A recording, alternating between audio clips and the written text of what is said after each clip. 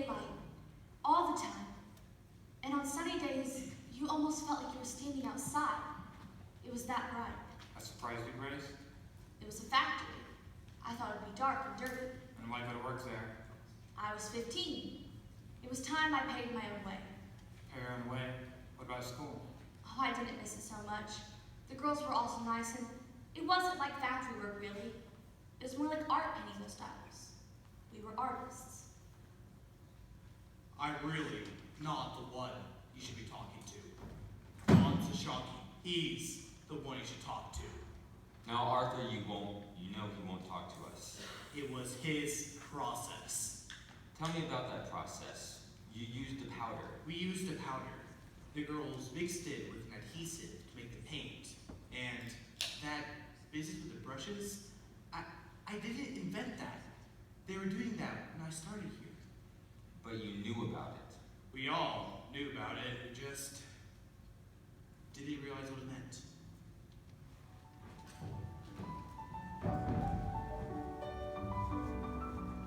Irene! In here! Irene, what are you doing? Shut the door! Amalia's working inspection today. Is that bad? Not for us. She's gonna be sitting in this room all day by herself in the dark checking dials. So we're gonna give her a little surprise. Boo, like the Cheshire Cat. Oh, won't that make her mad? Let her get mad. That's half the fun. I don't wanna make her mad. Ugh, Grace, do you have to be that way about everything? What way? Your teeth, Grace. Put them on your teeth. Ain't like Amalia don't deserve it. She makes more dials than any girl on the floor and can't be bothered to talk to nobody either. You say, Amalia, what's new? And she just looks at you funny. I don't think she can speak much English. It wouldn't kill her to smile, would it? She's coming. Get the light.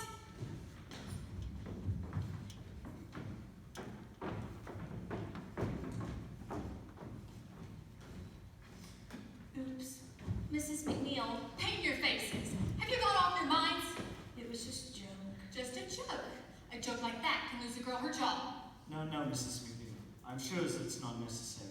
I don't tolerate no foolishness, Doctor. Yeah, foolishness we don't want, do we? Mr. Reeder, this is the inspection room. All the dials come here as after painting. And here are some of the girls who on the floor should be working. Girls, this is Mr. Reeder, my new vice president and your new plant manager. And I was telling Mr. Reeder what a fine bunch of girls we have here. I'm sure he must think now I'm halfway out of my mind. Mr. Reeder, perhaps you'll have some words for the girls, Mrs. McNeil. Well, girls, this paint you've been playing with, it's very expensive. You realize this? It takes several tons of ore to produce a single gram of radium. That's a lot of hard work. Hard work for the men in the extraction plant. But they do this work gladly. You understand why? Why they work so hard? What we are all working for? the war? That's right, the war. The dolls you paint save lives, girls. Our boys in the field depend on them to read in the dark. No mistaking what they see. Otherwise, some of the boys will be coming home. So, girls, if you play around and don't take your work seriously, well, you're playing into the hands of the Kaiser, and we don't want that, do we? Oh, sir. So let's get back to work and leave tomfoolery at home. Mr. Reeder, I just wanted to say I'm sorry. I won't ever do anything like this ever again. Well, dear, just keep this in mind. If you do right by us, we will do right by you.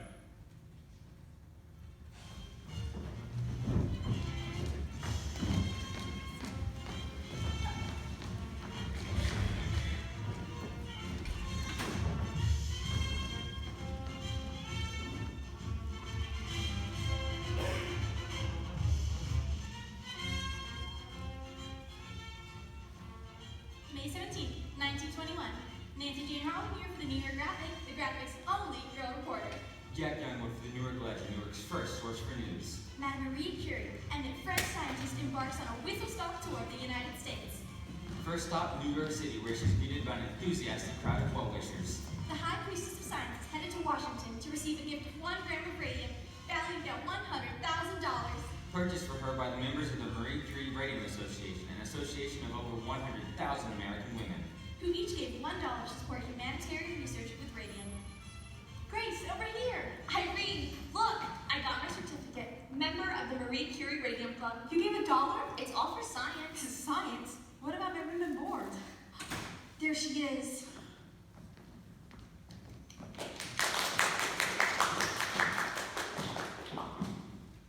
Welcome all, welcome all. I must ask you, ladies and gentlemen of the press, to please limit your questions. Madame Curie is about to embark on an exhaustive tour of the country, and she's under strict doctor's orders to rest. Although in the typical fashion of a scientist who can think only of her research, her life's work, she has refused to rest. Madame Curie, what will you do with the radium? Eh? What will you do with the radium? I will continue my experiments to find better methods for the treatment of the cancer. Is radium a cure for all cancer? Cure for the cancer? Yes, cure for the cancer. There is no doubt. Radium will cure the cancer. But some doctors dispute that. Since they don't understand the method, there is no question. Radium will cure the cancer. Madame Curie. Madame Curie. Madame Curie, how have you managed to devote yourself both to science and to your children? It has not been easy. But my daughters share my gratitude to the American women for their interest in science and my work. I am most grateful. Madame Curie. Madame Curie. Madame Curie. No more questions. Madame Curie's on a tight schedule. Mrs. Andrew Carnegie has sent a car and will escort Dr. Curie personally, as will I, to Washington, where President Harding will present the gift of 1 gram of radium.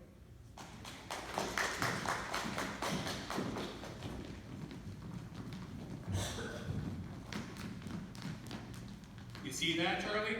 That is a marketing opportunity. Let's send her one of our customers' watches. Courtesy, the United States Radium Corporation. We'll need a press release. Radium isn't just for scientists to study. The average American can share its glory every night. Luminous watches, luminous clocks. Anyone who dismisses these as just novelties, consider all of the other advances that have taken place in the past 50 years. The electric light, the telegraph, The telephone. the automobile, all inventions once dismissed as novelties, as toys. Are now essentials to modern life. Got that. And on to sell some watches. Watches, absolutely, but that's not where the growth is now, Charlie. You heard the lady. It's the medical market. And Standard Chemical owns it. Only because Sochocky lets them take it. But if we want to, we can have half their business. It's just a matter of position. Standard Chemical publishes its own journal. Sends it out monthly to 12,000 doctors. Well, you know, we can do something similar. Something scholarly that the doctors respect. A bibliography listing every article ever published on radium. But with capsule reports, to save the doctor's time, they get the information, find it fast. Not us to thank for it. We'll send it to every doctor in the U.S. Radium Society. Every doctor in the American Medical Association. That's the spirit, Charlie. Advertising. It's the way of the future. It's not just the product, it's the way we promote it.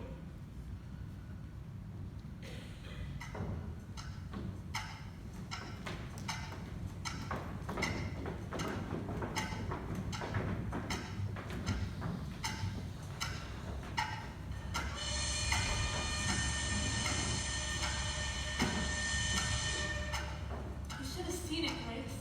The church was filled with flowers. Lilies and carnations and orchids. You know how Molly loved orchids. Those weren't orchids. They weren't orchids, Irene. Flags. Orchids. I know an orchid when I see one. Purple orchids. Oh, and that smell. Grace, that smell. What was the smell? It was like Flowers. no, it was like heaven. I was gonna say it was like heaven. Like heaven, Kathryn, it was just a funeral.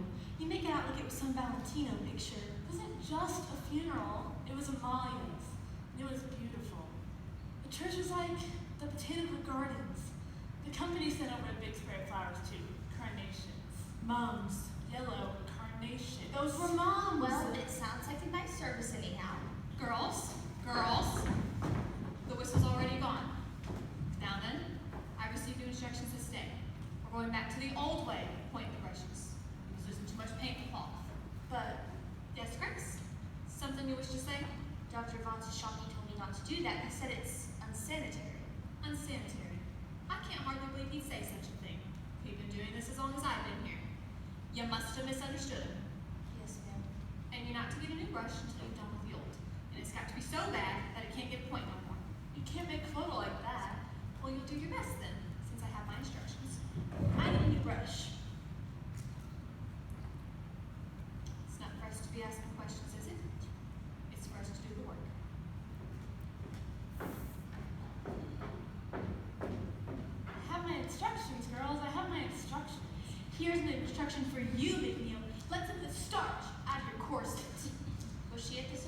McNeil? Who are you kidding? You think she'd walk across the street for her own mother? Most everybody else was, though. You was about the only girl from the floor who wasn't there. I wanted to come, but Mom was working. I had help with the little ones. You could have brought them. All 7. Well, if it was me, I'd have tried to get there. Just lay off. Grace feels bad as it is. Were many of the fellas there? Oh yeah, lots of fellas from downstairs. Mr. Ross from the front office, Dr. Von Sochocky was there, and Mr. Reeder. And he left early. So, he was there all the same. Oh, and Grace, you know that fellow from Crystallizing? What's his name? The one with the red hair. He was there. Oh, the tall one with the freckles. That's the one. He snaps his fingers all the time. George. Jerry. I think it is George. It's Jerry. Jerry Mallon. He's the one who's always talking to Amalia in the day room. That's right. And Grace, when the mass was over, he goes over to Coffin and he goes like this. He goes, No. yes. Really? Really? So what? So what? He was in love with her. That's so what? Don't you think so, Grace? I mean, I guess he had to be if he did that. And can you imagine? Can you imagine? If he loved her and he never told her, never could bring himself to say because she was so beautiful and he was so shy. And now it's too late. It's too late. Their love is forever sordid. He never told her and he'll never get a chance ever again. Poor Molly. Poor Amalia. Poor kid. Her family took her off with bad Grace. Albina, Quinta, everybody. Every one of them crying. Even her father crying so bad. I've never seen a man cry before, not like that, just bawling like a baby. And you know why, too. Because their daughter had died. What she died from. Irene, don't go spreading the story. It's not a story Albina told us. No reason Grace should know. Know what? Know what? Amalia? Ain't it awful? Albina said her father's fit to be tied too. 6 girls at home, and ain't none of them ever going to a dance again. All because Amalia Upton died from syphilis. Shh! I can't help it if that's what she died from. Don't know that for sure. It's on the death certificate. Anemia and complications from syphilis. But Amalia was ever so nice. I guess she got around more than we knew. Maybe it's a mistake. Maybe the doctors got it wrong. Come on. Doctors are wrong sometimes. That's true. Doctor was wrong about Aunt Ivy. What's Mama got to do with this? Don't you remember, Irene? Up to the day she died, doctor said Aunt Ivy would be fine. Just take a cup of tea, get a good night's rest, and 2 days later we was taking her to Rosedale Cemetery. Girls? Girls? The gentlemen are here to make an announcement. Thank you, Mrs. McNeil. Girls, we are here to put a few rumors to rest. And to explain some changes, yeah?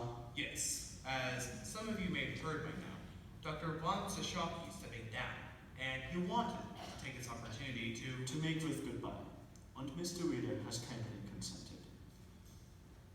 Some of you I've known since you were little girls, coming here during the fall, working so hard day after day at the bench.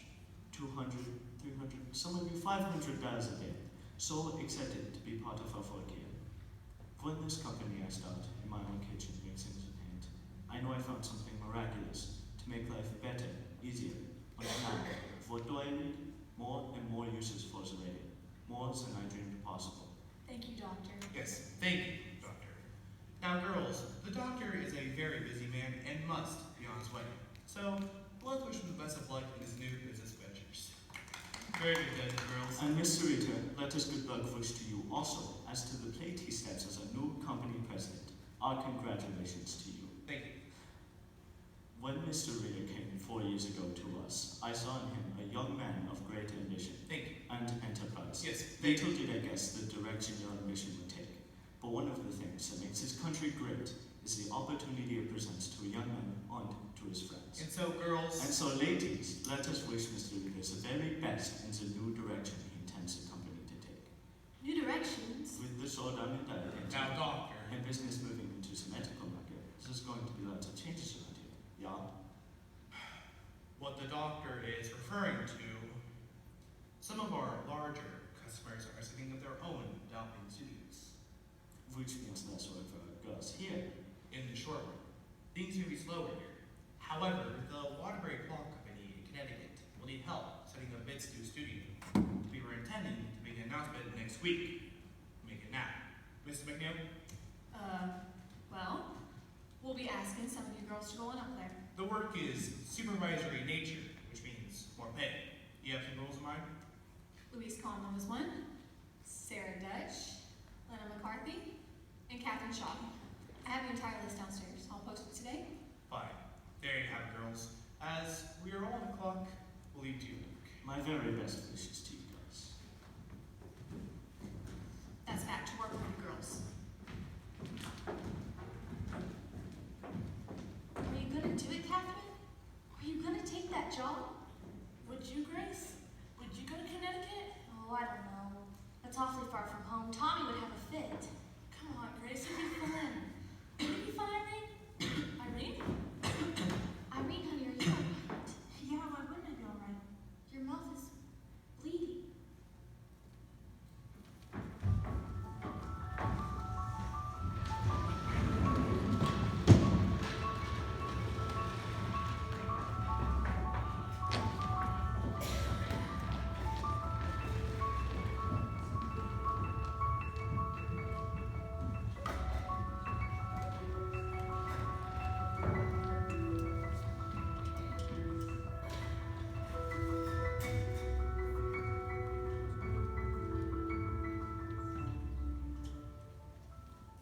$35 a week and she quits the place. For a lot of money.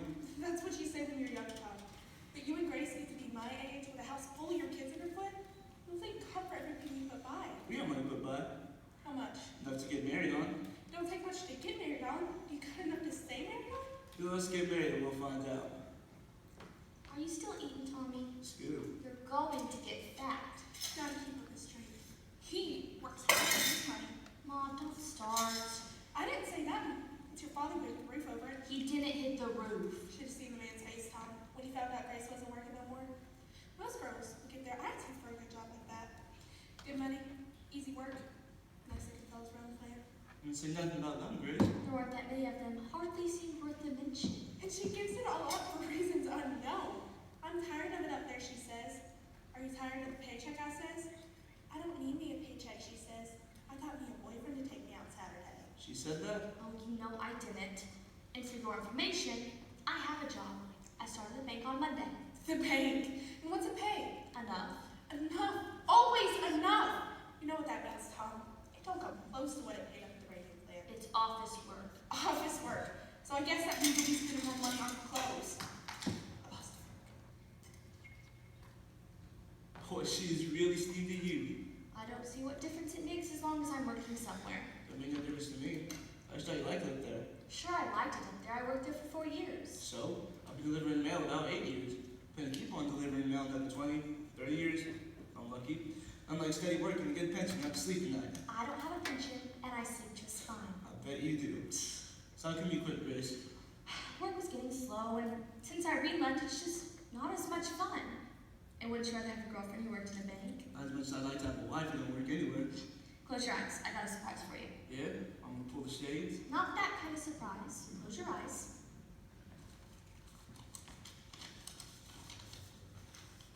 Open. Wallpaper. For the baby's room. Baby's room? You won't kiss me, but you're talking about babies? There's going to be babies eventually, Tommy. Yeah, but Grace, most girls, they get married before they decorate the nursery. Plan ahead for once. Pick one. They're both the same. No, they're not. This one has big flowers, and then this one has little flowers. Some kind of test? No, it's just wallpaper. Some kind of test. Pick one, Tommy. That one. Really? The other one then. But I want you to like it too. If you like it, I'll like it. Wallpaper's wallpaper. No, it's not. You gotta pick something you can stand to look at for 20 years. Same way, pick one. Keep it up, smarty pants. You won't ever get that kiss. Okay, this one. This one hands down. I like this one too. A nice neutral yellow goes with either a boy or a girl's room. And until the baby comes, you can use the room for other things. Like what? Like a paint studio, maybe? Painting studio? Don't you get enough painting at work? Not the kind I wanted to do, Tommy. When I was little, I used to paint with watercolors, but since I went to work with helping Ma and watching little ones, I just don't have any time. Once we're married, I just want a little time to myself, so I can do watercolors. Or oils, maybe. Or maybe portraits of those. I can paint your picture if you like. Sure. Paint a big picture of me and we'll hang it up in the outhouse. My friends will come use the bathroom and days off to look at it. The way you talk sometimes. Grace, if you want to paint pictures, paint pictures. I ain't gonna stop you. You say that now, Tommy, but once we're married, you'll change your tune. Sure, I'll be a whistling Dixie. Wait till you come home one night, one Christmas maybe, when every stop on your route has 3 times the amount of mail, and maybe some dog took after you, and maybe some old lady kept you waiting on her stoop telling you all about her grandchildren, And you don't have the heart to tell her you don't have time to talk. I know you. So you come home, all late besides, hungry, want your dinner. And there I am with my drop cloth on the floor, my easel set up in the kitchen, and my paints all over the kitchen table. Then what would you say? Better be a picture of me or painting. I know what you'd say. Where's my dinner? That's what you'd say. Where's my dinner? Well, sure, I admire the painting. I just want to look at it on full stomach is all. So what do you say? Did I pick the right wallpaper? I don't know. Maybe I'll go look at stripes. Stripes, polka dots, I don't care. Let's just get married, Grace. You're plenty old enough. Tell your mom we ain't waiting no more. We'll just run off. We are not running off, Tommy. We're gonna do this the right way. A nice church wedding with flowers and music, and then a week at seashore, just us. It'll be worth the wait. You'll see. Your mouth hurt you? Yeah, the doctor wants to pull another tooth in the back. Well, what's a tooth?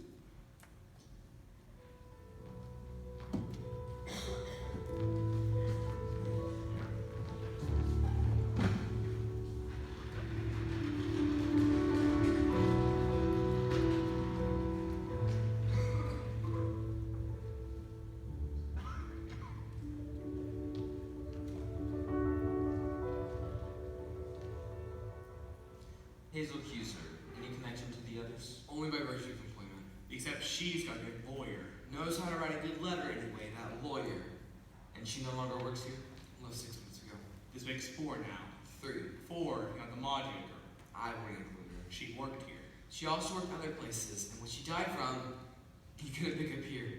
At least, I don't think you can. That's not funny, Charlie. Besides, that's just idle talk. In my experience, there's usually always something to the idle talk when it comes to girls like that. From a large family, wasn't she? Italians. The conditions they live in. 10, 12 people all crammed into 3 rooms. It's a wonder they don't all die of one infection or another. 3 then. And how many dead? Only Miss Maggio, but I haven't heard from her people. It's too late for them anyway. The statute of limitations is 2 years. Miss Cuser is another story. She's in a position to make some trouble now. In all the time I've been here, no one has so much as slipped on the floor. And now this. We're talking about 4 girls out of how many hundreds that we've employed? 600, 700 over the years. And some of them were sick when they got here. A girl you hired was a complete cripple. Couldn't even climb the stairs. Her father carried her up to the studio every morning. It didn't make any difference to me how she got the stairs. She was a fast worker and a very sweet little girl. But she was in poor health. But she needed the work. Arthur, Charlie. And not just for the money. To feel productive. To have a purpose. That's what work does, Charlie. It gives us a purpose. I don't see any reason why we should stop hiring girls like that. When they get sick and try to blame us for it, you might want to reconsider that policy. Let's see what Dr. Drinker has to say. Dr. Drinker. A professor at the Harvard School of Industrial Hygiene. He chairs the department, and he's agreed to take a look at our operations. Don't you think we're jumping the gun a bit by hiring him? We've had 6 girls quit this week, and Mrs. McNeil tells me there could be more. Girls come and go all the time. It's never been like this. These girls are terrified. We've got to do something to calm them. Letting Drinker examine them sounds to me like a recipe for mass hysteria. We'll tell them it's a routine physical. Edward, Companies give physicals all the time. then Drinker will start next month. In the meantime, I suggest we make an offer to Miss Cuser. Settle. There's no proof her problems are connected to us. If she sues, believe me, you won't like the publicity it brings, and neither will your investors. Do you think this will affect the stock offering? Don't you? Wonderful. We'll open at 30 and close at 10. We're not open at all. But if we give this girl something, that will keep her quiet? It would be a condition of the settlement. Maybe we better do it. Suppose that lawyer has a racket going. He finds sick girls and talks them into making suits. Then the reward is larceny. Unless Miss Cuser genuinely believes she got sick here. It could be like Charlie said. She comes from a large immigrant family. Not well educated, not a lot of resources. A few $100s can make a big difference to a girl like that. Certainly, buy some medicine, pay a few doctor's bills. From the looks of that letter, I don't think the girl has long to live anyway. So it'd be a gesture of decency then. Exactly. What do you think we should offer?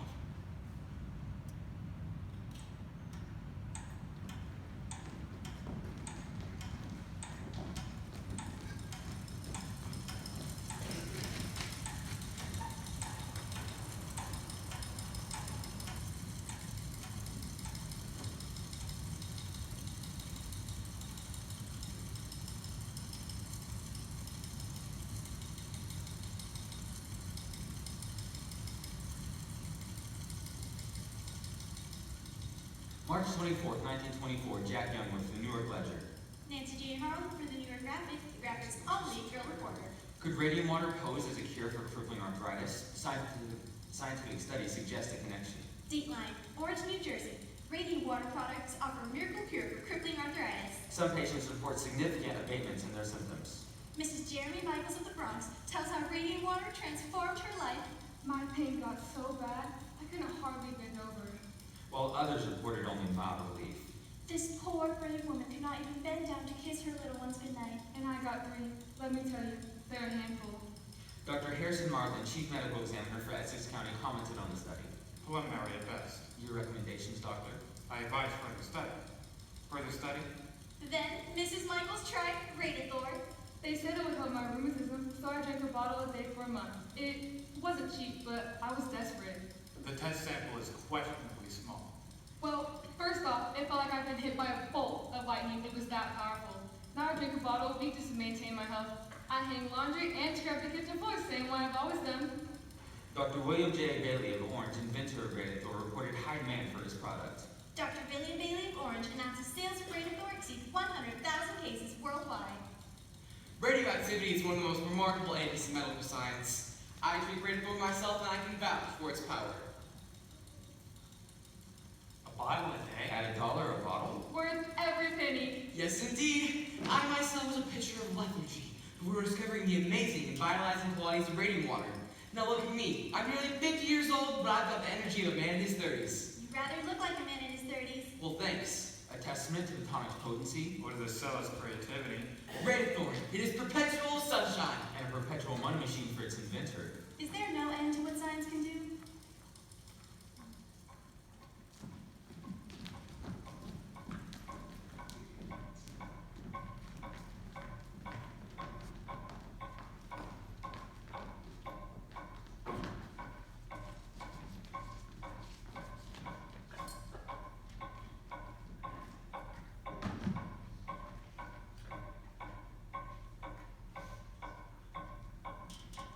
Maybe you should have made an appointment. Don't need no appointment. It's a busy place, Kathryn. If you don't have an appointment, maybe you should make one. Shouldn't need no appointment for this.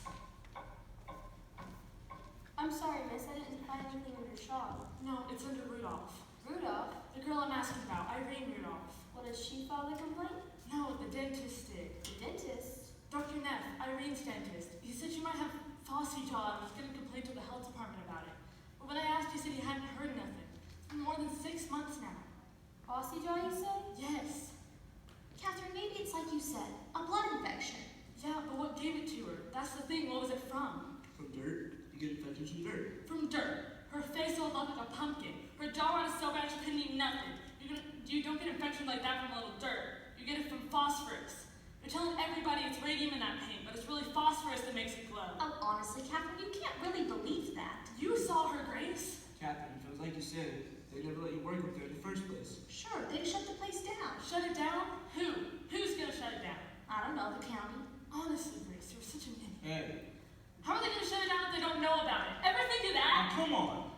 It's all right, Tommy. She got no business talking that way. She's just upset. Upset? She's going around the bend. She probably thinks we're dumping arsenic in the drinking water, and next is gonna be that they're killing babies, using them to stoke the furnace. Go ahead and laugh. You'll be laughing so hard when it's you coming in here 6 months from now asking after Grace. Oh, brother. Kathryn, it's just a toothache. Yeah, that's how it started for Irene. Just a toothache. You wait, Grace, you wait. You'll wake up one morning, your gum's hurting so bad you won't be able to open your mouth, so weak and sick you won't be able to stand Stop up. it, Kathryn. The pain's so bad you won't be able to sleep, and your face so swollen you won't be able to stand I beside said stop yourself. it! Grace is fun, right, Grace? Irene Rudolph? That's it. She worked at the radio plant? Yes, ma'am. Nothing. Huh? The company is in full compliance with all state health and labor regulations. They ordered an analysis of the paint. Let me see that. Miss Riley, Who's Miss Young? that's the health officer, miss. Paint is harmless compound of radium and zinc? As I was saying, there's no phosphorus in the paint. There's no phosphorus anywhere in the plant. There. See, Kathryn? Miss Young toured the plant herself. She found nothing amiss. Sorry. Well, guess we can get some lunch then. I'm gonna file another complaint. They already did an investigation. I want to file another complaint. Kathryn, see what good this is going to do bothering these people like this. 3 surgeries, Grace. And they wanted to cut her again. She finally said no. She knew. What was left to her jaw rotted so bad. The smell was terrible. And the worst of it is, I couldn't look at her. Irene was so afraid of being alone. But I left her alone. When she died, it was in the middle of the night. And nobody was with her.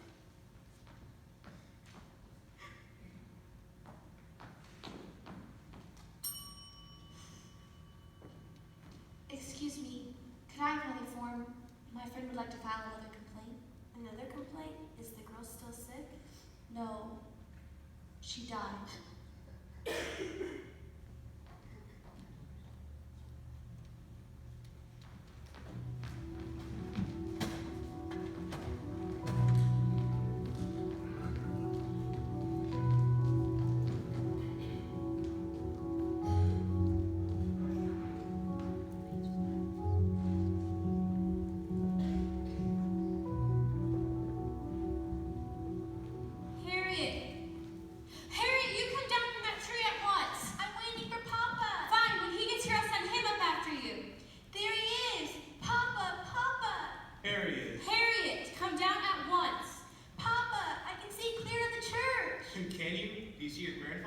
No, but I can see the schoolhouse. You think this is funny? She's enjoying herself. Harriet! Tell you what, if she has no one to shout to, she won't shout. When she comes down, I want you to speak to her. She's 9 years old, Diane. I'm trying to raise a daughter, not a son. Time is on your side. In another year or 2, she'll lose all interest in trees and develop a fascination with boys. That's supposed to scare me. And when that day comes, you'll be frantic because she no longer wants to climb trees. What's this? Something to give you vitality. You think I need vitality? It's what it does in the bottle. Is it pure? We're a supplier. Want to try it? If it'll give me vitality, how can I refuse? Your father stopped by to see me today. Another hard luck case. 4 children at home, all under the age of 6. Let me guess. Wife in the hospital with cancer. Yes. And the husband's been laid off from, let's see, tuberculosis. Yes. Through no fault of his own. How did you know? Dad was around to see me yesterday. It's never enough with it. Just to have ordinary missions. You have to have a mission in life. And you do. No, I have a business plan. You can't tell me you wouldn't help this man if you could. If I could, but I can't give him a job that doesn't exist. What about Dan Lehman? Dan? Couldn't he use some help? In the laboratory? Dan needs trained technicians, not a bricklayer. Why don't you send him to Mrs. Milton? Don't you have a social club for things like this? You mean the Women's Club Civics Committee? Right. I suppose we do take an interest in such cases, but we're not in employment service either, which is why I was thinking you could help him. Ah, you do have being married to your company president. It has its advantages. Ever think of trading it in? Do you? I got my shoe shine this morning, and as I sat there and watched the boy work, I thought, this is quite an enterprise. The work walks in, the work walks out.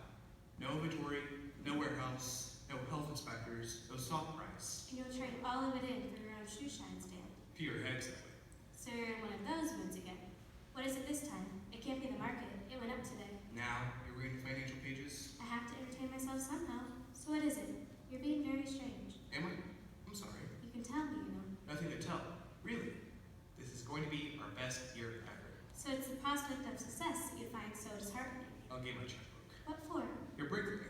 Artie, he needs a job, not charity. What is it your father always says? A working man needs to work. It wears on his soul to not work. Well, if it's an iron soul, that's different. Alright, I'll talk to Dan. Artie. I make no promises, Diane. No promises. To your health.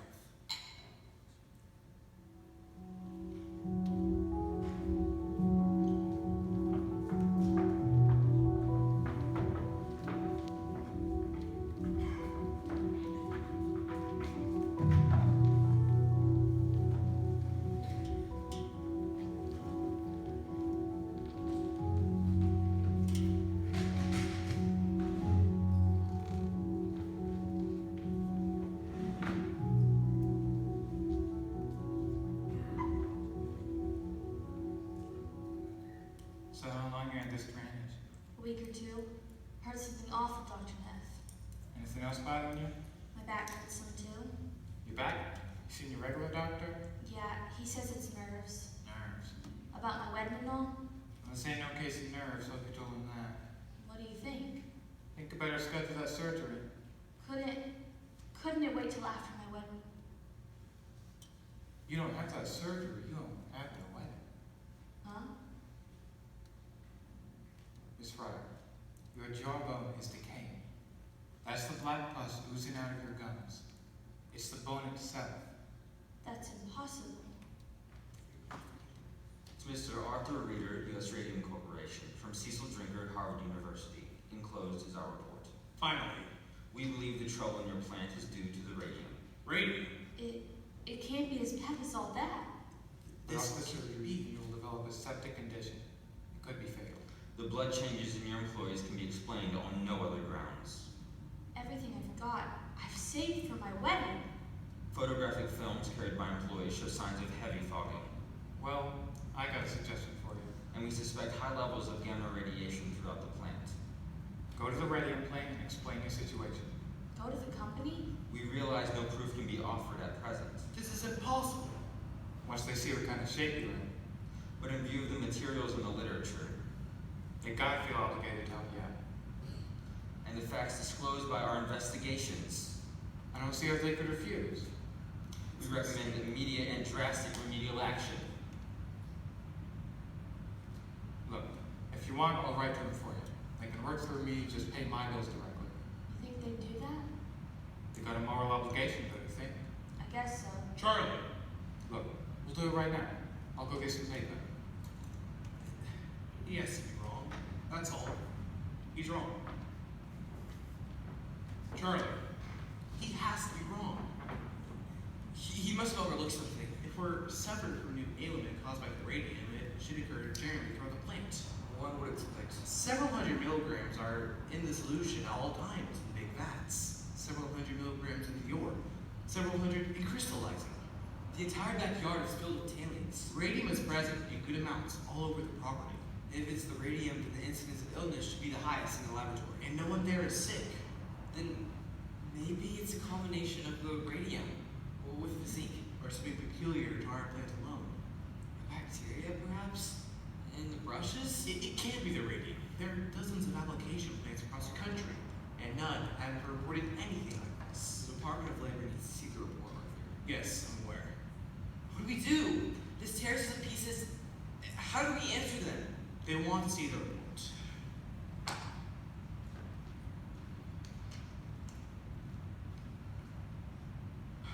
We'll send them this. One page? The most important page. Drinker will never stand for this. Drinker works for us. This is a proprietary report. What we do with it is our business. With the Department of Labor, Arthur. We just need time, Charlie. Just a little time. They could shut us down for this. Scientists, government men, they have no idea what it takes to run a business. Von Sochocky thought advertising was a dirty word. He laughed at the very idea of a promotion. I can't tell you how many times I went to that man's office and he turned a deaf ear to everything I told him.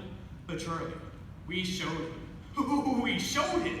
Look at us. We are the world's largest single supplier of radium, the largest in the world. You know what it took for us to get here. Do you think I'm gonna stand idly by and let our good name be dragged through the mud? Trust me, Charlie.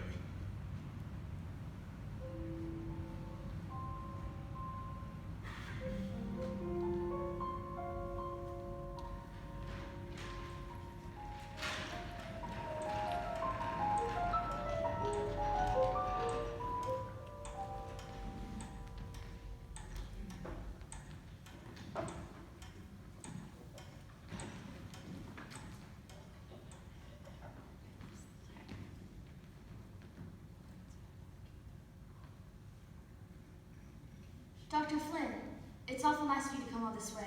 Not at all, my dear. Not at all. I told the surgeon he was coming by, so he gave me the results of my blood work. Ah, excellent. And so, I must say, Miss Frere, your blood looks better than mine. it does? That's what happens to an old man who smokes.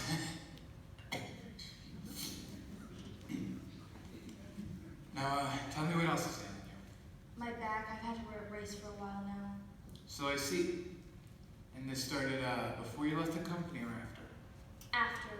Dr. Neff says it has something to do with the radium. I know another girl who died from it, Irene Rudolph. Yes, a terrible thing. Vincent's angina. What's that? That's an ulcerative condition of the mouth, my dear. From the radium? Oh, no. An unfortunate and rare result of poor dental care.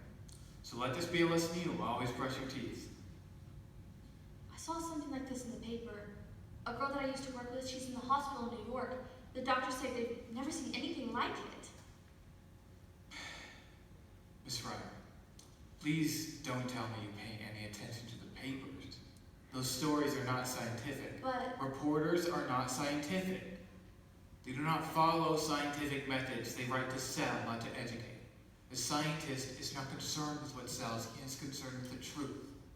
He undertakes years of painstaking study to arrive at an intricate understanding of natural processes most people can only presume to comprehend. You would do well to listen to science and ignore the nonsense that is printed in the newspapers. Because I can tell you right now, radium has nothing to do with what's ailing you. it doesn't? Not in the slightest. Then what is ailing me? Poor diet, Miss Fryer. Poor diet. What Dr. Neff said. Dr. Neff is a dentist, not a physician. What you have is a vitamin deficiency. You must eat more fresh food. Hard to do in the winter. And raw meat as well. Raw calves particularly. Cook it if you must, but eat it twice a week at a minimum. Oh, no. Miss Fryer, I am a scientist. By letting me examine you, you are helping me to further my own studies. I thank you. Call me anytime, day or night. Okay. Thank you, Dr. Flynn. Dr. Frederick Flynn, PhD, Physiology, Columbia University. PhD? That's not a real doctor. My findings, Mr. Reeder. He's seen half a dozen girls used to work at the plant. Word I hear, he's working for the company. Yeah, objective evaluation, I trust. The source of my funding has no bearing on my research. And I let that fella examine me. I didn't examine her, per se. It was not a medical examination, per se. All the same. I can't believe somebody would do that. Straight out lie to you like that. And how are you doing with the rest of that report? The animal studies I conducted reveal no adverse effects from radium. The problem, as you suspected, is one of personal hygiene. Every girl he sees, it's the same thing. Nothing wrong with you. Your blood is better than mine, he says. That's exactly how you said, Kathryn. Those people will say anything. They'll do anything. Except the right thing. Well, we're gonna make sure somebody hears about this. I'm grateful, Dr. Flynn, but I'm particularly grateful to hear that the young idiot lady examines doing so much better. I didn't examine her, no, I merely consulted with her. Nevertheless, you were able to offer some useful advice. I did my best for her. Excellent. Here is my statement of fees and expenses. Mr. Lee will draw you a check.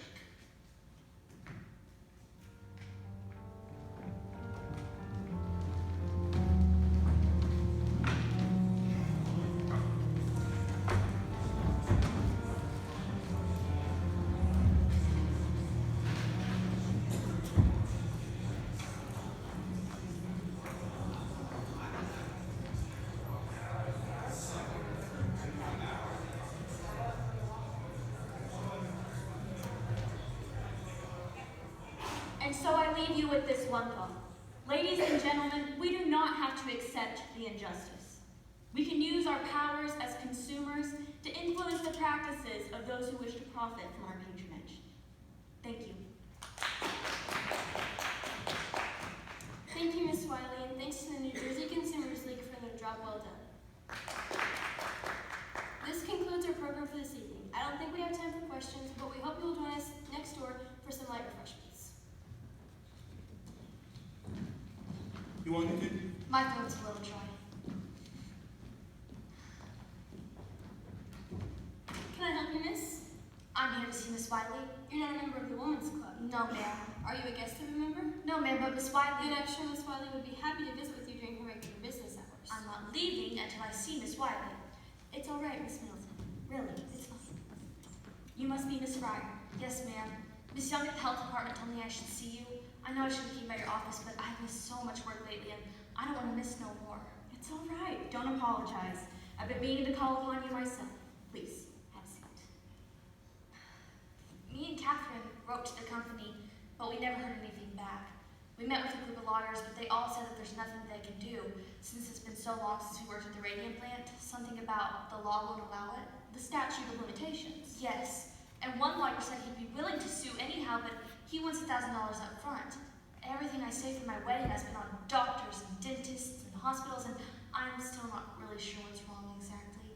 And Tom, that's my fella, he says he don't care. He says he wants to get married anyhow, but I just wonder what good would I be doing here in this shape this way. If I could just get some compensation and settle my debts, then maybe I wouldn't feel like I was saddling Tom with such a burden. I'm really sorry to rattle on to you like this. I'm just tired of being pushed around. I don't blame you. Miss Young at the health department said that the Consumers League has, what did she say, clout? I'd like to think so.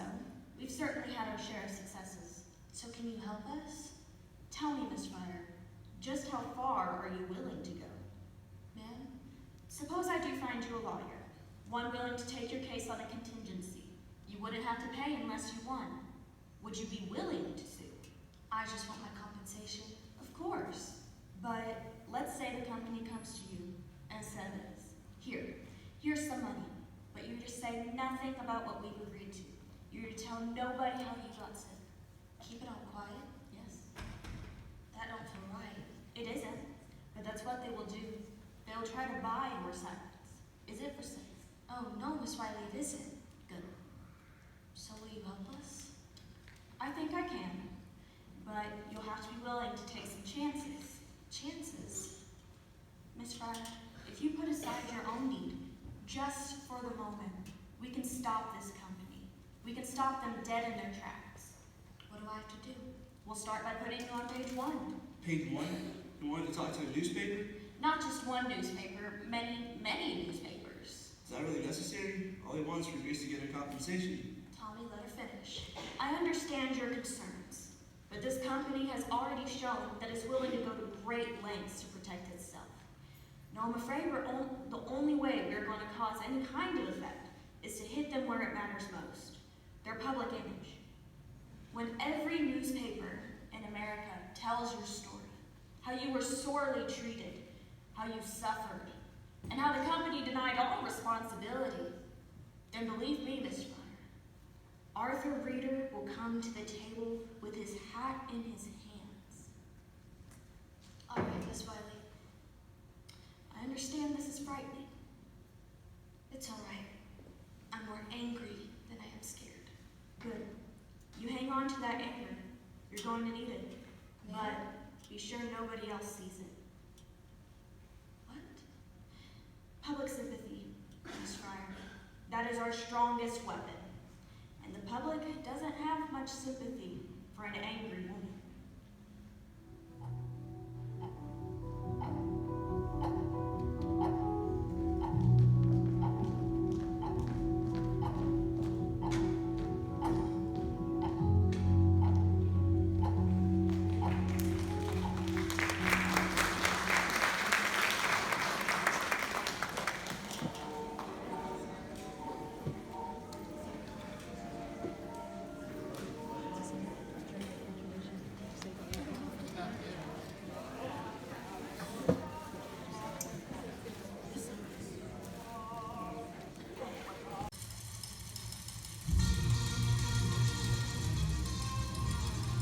December 4th, 1927, Jack Jungle for the Newark Ledger.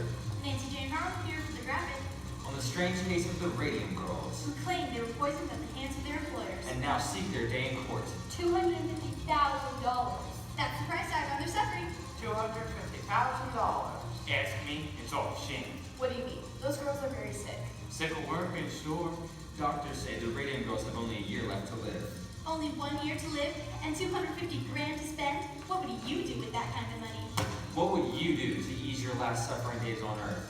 What would you do with $250,000? I'd buy a wardrobe like Irene Castles. I'd give it all to charity. Then I traveled around the world, first class with all my friends. I play the stock market. I buy my wife a fur coat and a diamond the size of New Hampshire. I used to pay off my medical bills and the second mortgage my father took out on their house. The one he used to pay for my last operation. Pretty Bruce Fryer sits at home, Suffering through this entire ordeal struggling valiantly to keep up with life and spirits. for the sake of her friends and family. It hurts to smile, but I try to smile. I know if I don't smile, I'll go crazy. Tell us, Miss Fryer, how does it feel knowing you have so little time left? I try not to think about it. But it must get to you sometime. Knowing what you've been through, and the company's getting fat off your labor? And all they have to say about it is, No comment. Doesn't it make you just want to punch somebody? Oh no, that won't do no good. I just try to think about how it'll be when justice prevails. Then maybe I can do something nice for my folks. Maybe send them on a holiday. They never did have no honeymoon. What a fine example of womanhood. We can only aspire to bear our cross in life as nobly as this young girl.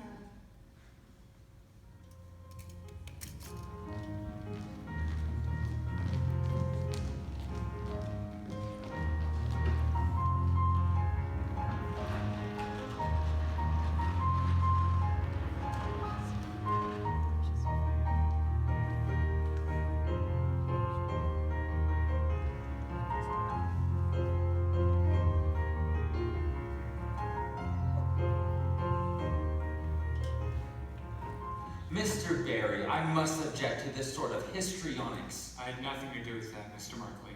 I've been in this game a long time, Mr. Barry. When I see a case like this move over the wires, I'm not so naive as to believe that the plaintiff's attorney has nothing to do with it. What's your proposal, Mr. Markley? $1,500 for each girl. $1,500. That's not even a year's wages. We believe it's very generous, considering your case won't make it past the statute of limitations. This is a case of equity, sir. The Chancery Court will come to a different decision. The Chancery Court can't rewrite the law, and the law is clear. 2 years after the injury, your clients are out of time. 2 years from the date the cause of injury is discovered. Very clever theory created, Mr. Barry. I have to admire your imagination, but you've a long way to go before you convince a judge. And in the meantime, Mr. Markley, the press will continue to take great interest in this story and in the company's complete indifference to its workers. No doubt this will make good press for the Consumers League, and you accuse us of exploiting these girls. You are the one hiding behind the statute of limitations. Hiding, Miss Wiley? You know the law never anticipated a situation such as this. These girls were dying long before anyone knew the cause. Before anyone knew, Miss Wiley? Does that include the U.S. Radium Corporation? When, or should I say, if this case makes it to trial, Mr. Barry, I hope that's your opening argument. You'll have made our defense. See you at the hearing. The arrogance of that man. Remind me again the purpose of these articles, Miss Wiley. Public sympathy, Mr. Barry. That is the engine of reform. You are antagonizing the company. Then the strategy's working. And what about the girls? What good does it do them to read in a dozen different newspapers that they have so little time to live? Mr. Barry, surely you can see that this company does not care about these girls. It is poisoned. But the average housewife in Orange cares very deeply. And so do millions of other women across the nation. These women shop. They buy watches. Markley can be as smug as he likes, but he knows the Consumers League campaign will lead to only one outcome. That's why he was here today. I can only hope you're right, Miss Wiley. Public sympathy, Mr. Barry. Wait and see.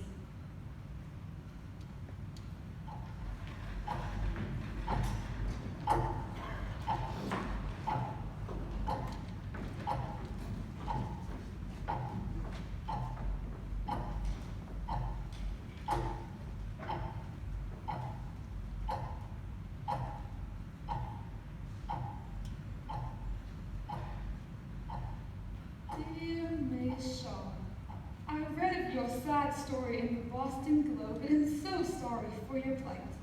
It seems that in this time, the well-being of the average worker is overlooked. I would like to share with you girls the key to my own good health at the age of 92. It is called Christian Science. Dear Miss Fryer, I read of your woeful situation in the Atlanta Constitution, and I am prepared to offer you a solution. Venison, A wonder tonic made from all natural ingredients. The Venisine will restore your health and vitality. We are prepared to offer you girls a lifetime supply of Venisine in the exchange of the exclusive rights to use your photos in our advertisements.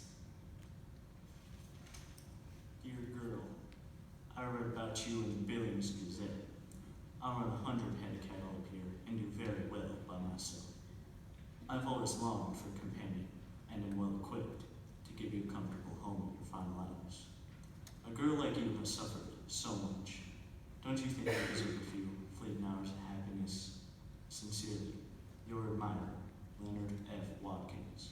P.S. Enclosed is my picture. Look at this, Kathryn. This man actually sent a photo. You all right, Kathryn? Bleeding again. Shall I get the nurse? No, it did this before. It'll stop. Maybe we should go. No, don't go. But you need to sleep.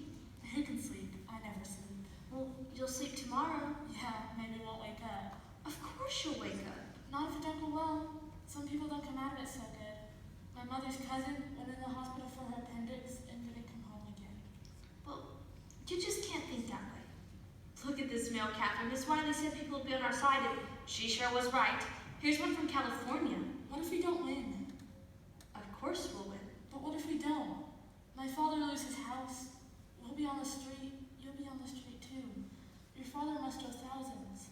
You and Tom will never get married? How can you stand it, Grace? Kathryn, please. How can Tom stand it? Don't you ever wonder? I don't never hear him complain. Kathryn, as soon as the judge hears our testimony, he's going to rule for us. It'll be over in a day. Think so? Sure. All he has to do is take one look at us and see what kind of shape we're in. We'd be awfully hard to ignore, don't you think? That'd be something then, won't it? To see the look on Mr. Reeder's face when we get on the stand? Now, you want to read some more letters? They didn't have no chocolate, so you guys can know it. Took you long enough. Hey, don't get on me. I had 6 people stop me on the way over here. All of them reporters, and all of them asking after you. Waiting for me to die? Nobody is waiting for you to die. It's true. One of them called my mother, asking if I had died. When she said no, he sounded disappointed. Try to eat a little of this, you'll feel better. Evening, girls. Have that picture. Oh, Mike, what are you doing? We need some pictures of the girls for the graphics exclusive. Exclusive? What are you talking about? $5,000. That's what. What do you say, Grace? Sound good to you? Think you could use $5,000? I don't understand. Perhaps you're familiar with Bernard McFadden? That faith dealer? Herbalist, Mr. Kreider. Herbalist. Bernard McFadden's patented herbal therapies just what these girls need to get back on their feet. And the graphic will pay for it. All we ask is the exclusive right to your photos from here on out. See for yourself. So you want to pay us to go talk to Bernard McFadden? Easy money, huh? Let me see. We're serious, Grace. The graphic always does business on the up and up.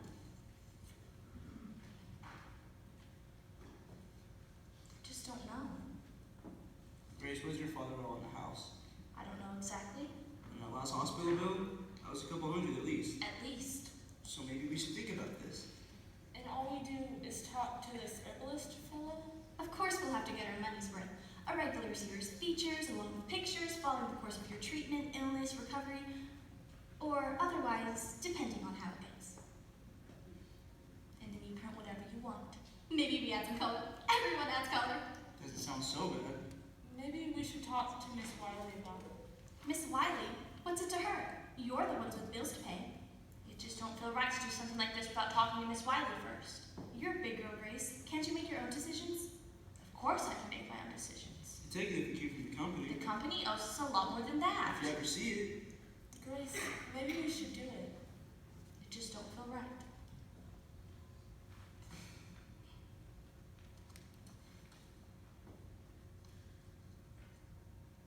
But I am going to talk to the reporters anyhow.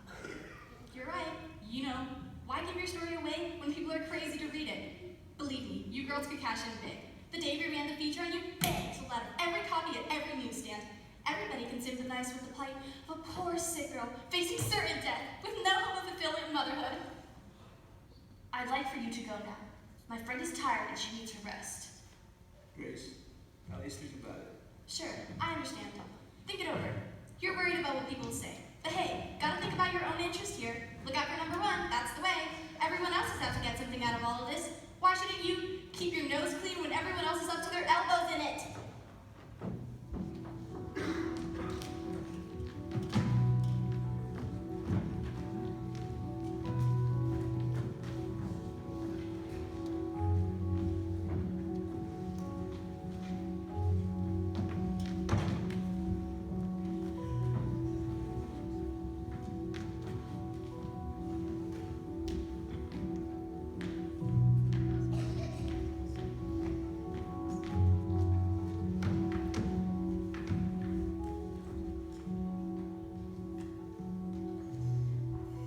Gentlemen of the board, I've treated a number of the girls who claim they've gone sick. One of them, the girl's jaw had bothered so bad, I removed it just by lifting the bone out of her mouth, as you can see here. That's all right, Dr. Neff. You can put that away. Maybe you'd rather look at it on the X-ray. This was an expensive case to treat, and never did get no compensation. Girl died, her family never paid. I sympathize, Dr. Neff, but what has that to do with us? Here it is straight. It's going to be a lot more girls coming out and claiming they got sick. So maybe we can do business. I scratch your back, you scratch mine, that sort of thing. What do you mean? I'd examine them for radium necrosis, and then I'd come up with a favorable diagnosis for you. Byerley is saying something else.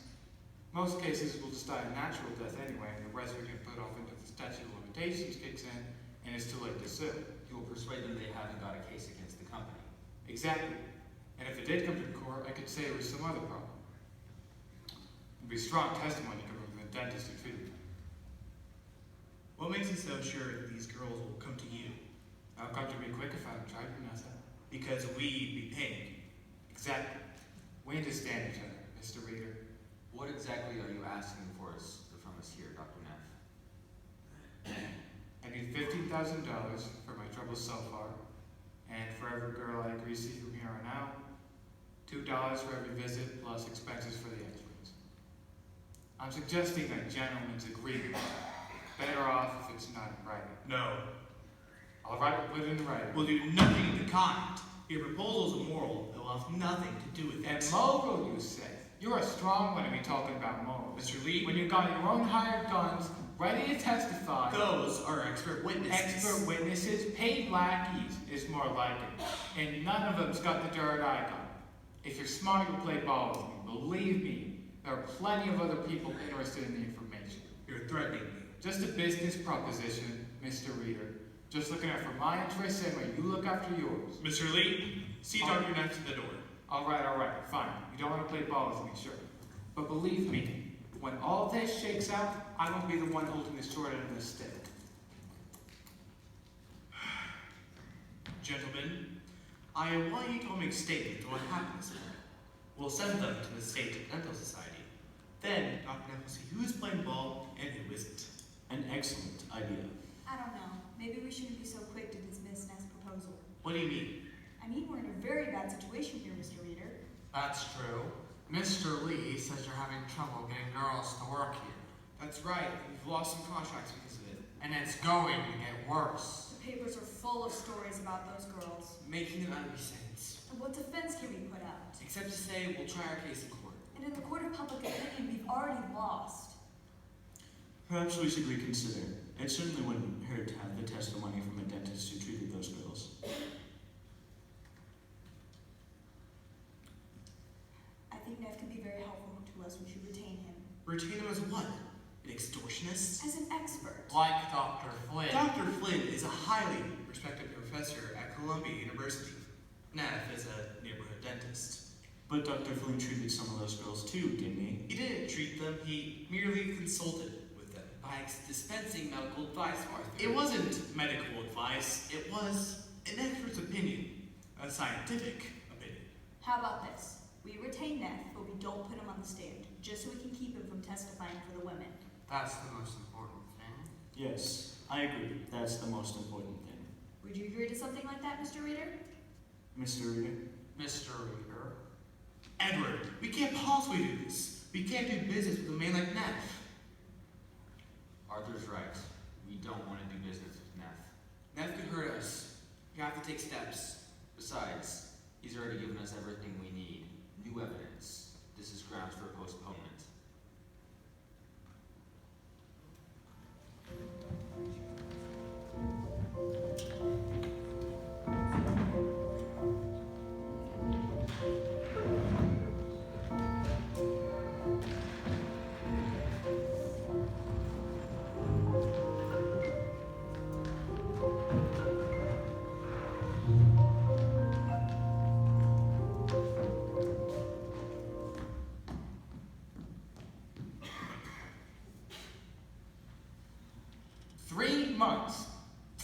To study an X-ray. It's outrageous.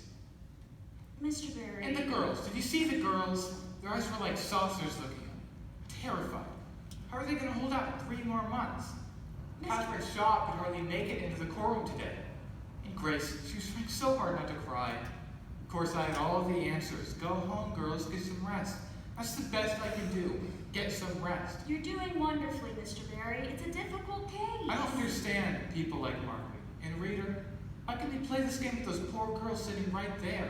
Maybe this will help. We think the company would be eager to take care of this with all the publicity this has been getting, but Markley seems to enjoy the sport of it, what he can get away with. It's cold. Very cold. Mr. Berry. What's this? I received it in the mail this morning. It's from Kathryn Drinker. Mrs. Cecil Drinker of Harvard.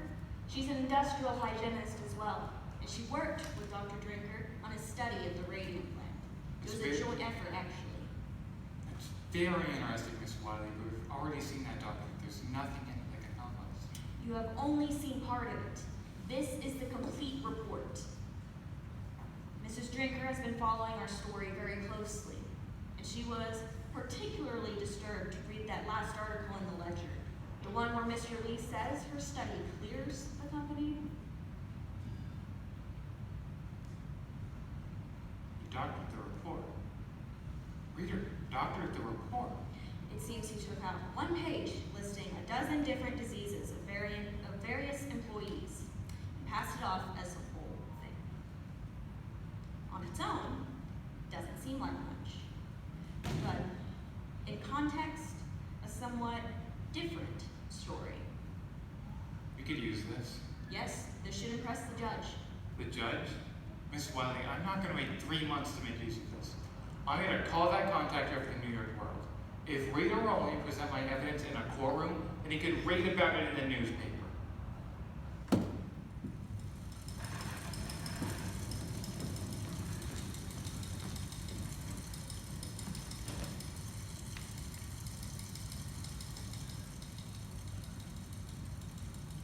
January 12, 1928, Jack Dunwood for the New York Ledger. Nancy Jane Harlan here for the graphic. Radium Girls go to court today. Radium Girls knock at the doors of justice. Will they be heard? These poor injured girls face pain, Disfigurement. ruin. And death. And does the precious moments tick away at the clock? A hearing begins in Chancery Court, Where the U.S. Radium Corporation demands postponement, while plaintiff's attorney Raymond Berry makes a shocking disclosure, showing that the company lied to the Department of Labor, showing that it distorted the results of a Harvard study. concealing the ill effects of their product. Read all about it in the Ledger, your first source for news. Freedom and graphic. We care because you care.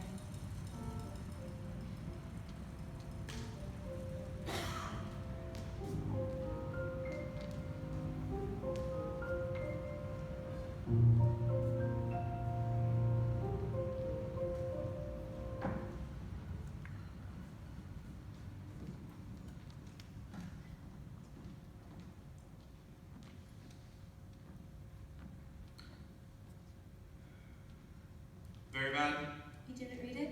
I make a point not to these days. If only other people would do the same.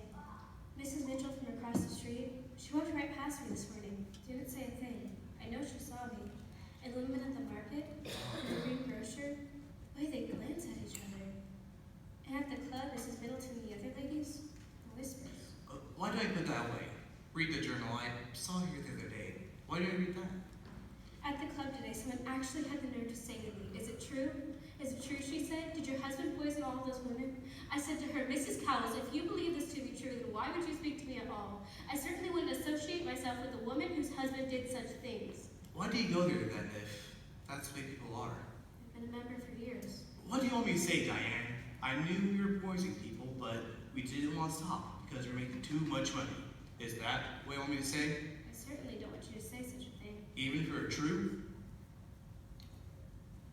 Or especially if it were true?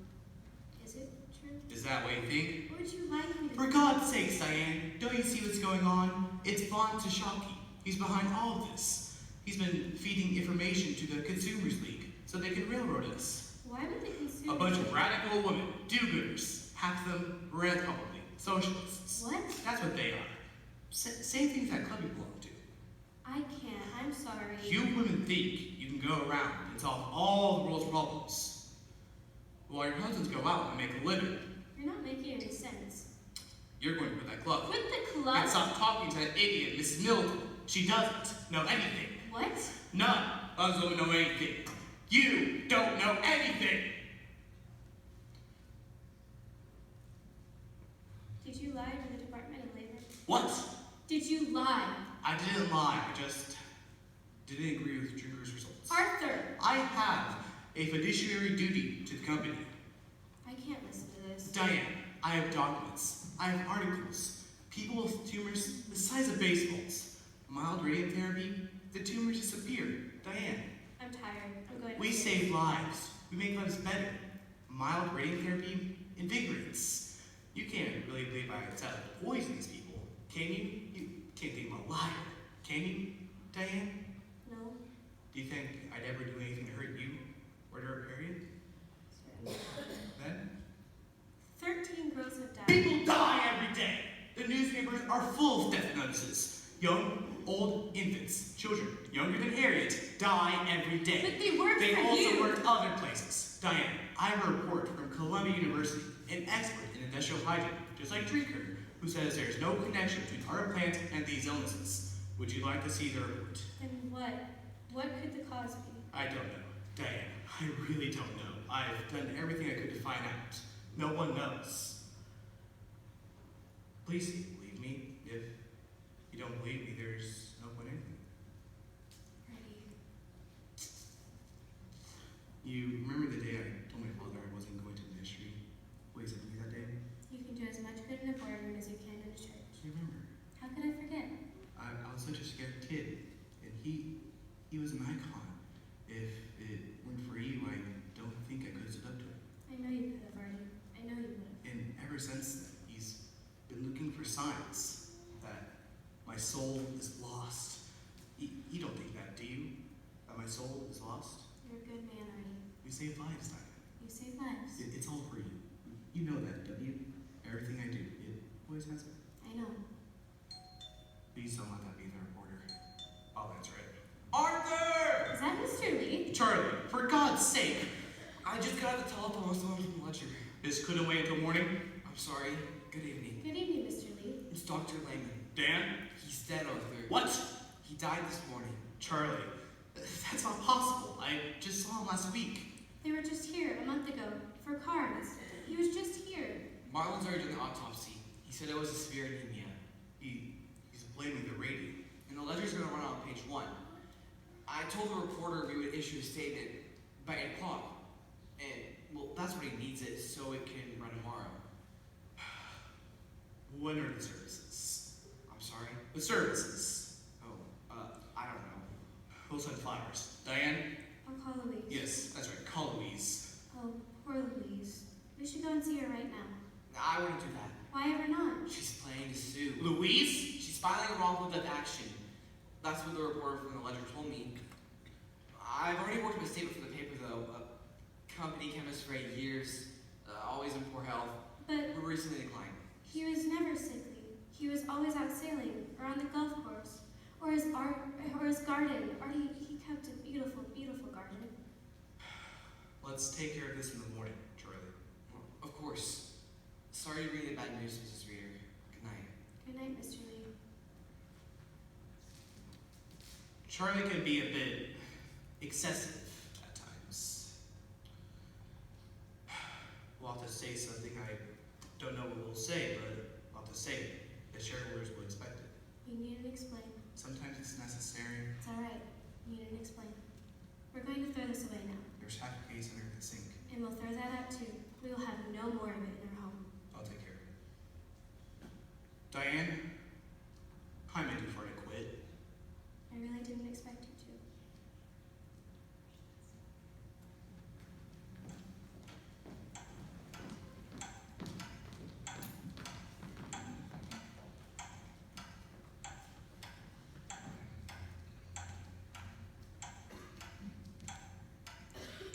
February 21st, 1928. To Mr. Raymond Berry from Dr. Harrison Martland, medical examiner, Essex County. We have examined the remains of the deceased ammonia manager. Our study reveals the following. Large quantities of radioactive substances have been found in the lower jaw, the upper jaw, and the lumbar vertebrae. No evidence of syphilis was found. Body is radioactive. Bones of dead girls kick off gamma rays. Kathryn Wiley of Consumers League declares new evidence shows company lied. Dr. Joseph Neff, a Newark dentist who treated Amalia, has turned over portions of the girl's jawbone that he removed from her mouth. This x-ray film shows that it is still radioactive, even now, 5 years after the girl died. Will this make your case? Will this force a settlement? Make our case? No, this will make our case. Last night, in a Graphics exclusive, the founder of the Radium Corporation, Dr. Sochocky, broke his long silence with a shocking announcement. Radium is one of the most dangerous substances known to man. Dr. Sochocky, is it true you assisted with the autopsy? Yeah.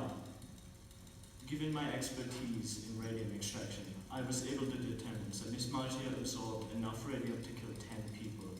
Doctor, what does this mean for mild radium therapy? Radium is responsible for the deaths of these poor girls. It should be considered a most dangerous substance. Do you agree with the doctor's prognosis that the Radium Girls have only a year to live? From what I've seen, they'll be lucky to last that long.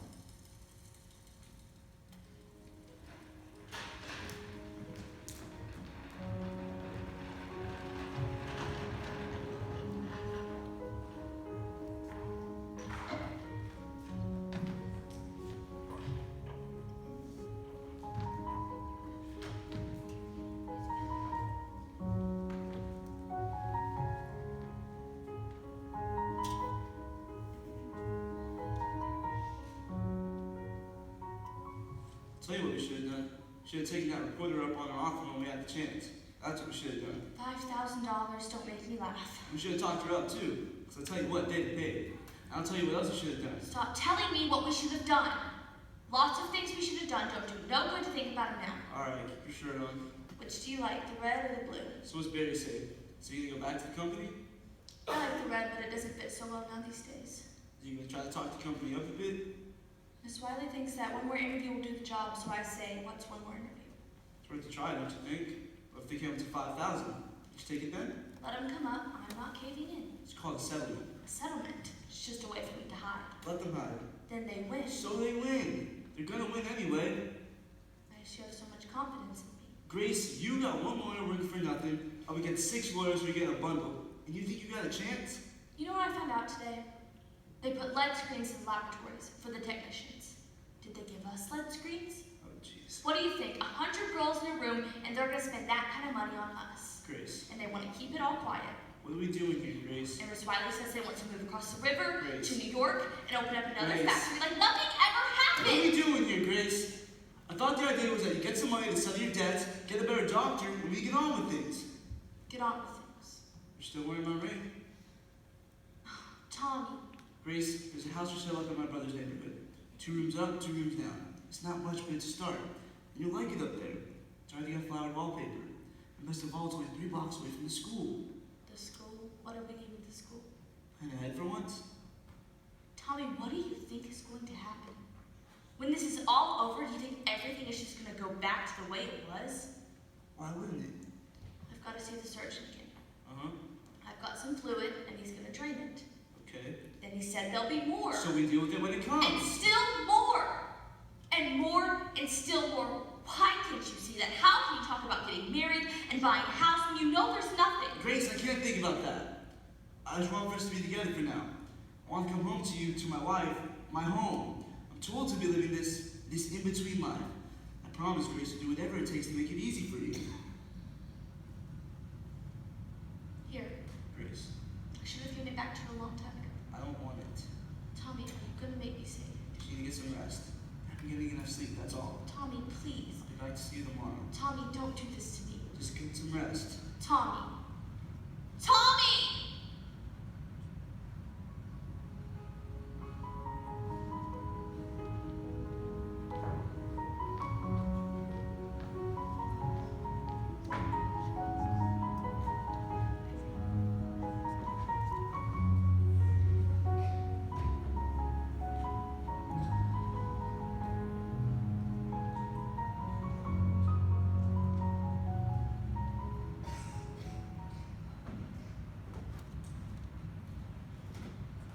Arthur?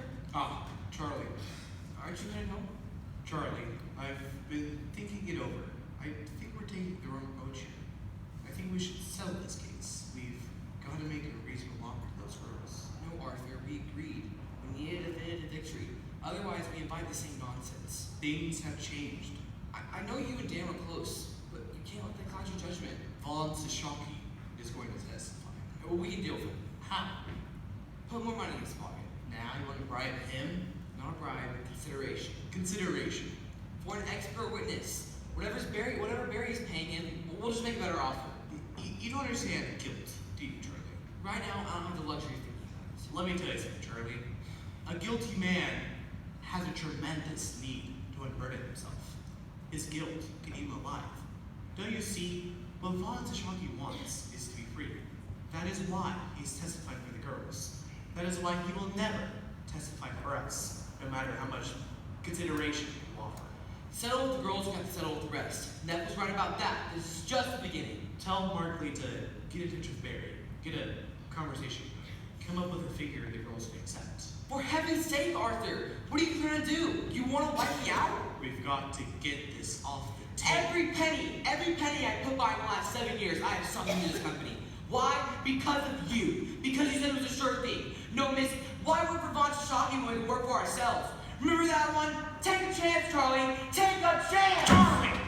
We were fooled. Sochocky fooled us all. The only thing we can do now is try to clean it up as best we can. Do this and it's the end, Arthur. You're stepping down, Charlie? Not me. Well, don't you know? They're only one vote away from getting rid of you. and whose vote is that, Charlie? Arthur, have you so little faith in me? I'm still a stockholder, Charlie. You don't have enough votes to get me off the board. I'll still be on the board. And still on the hook if this company goes under. Think about that next time your conscience starts to get the best of you.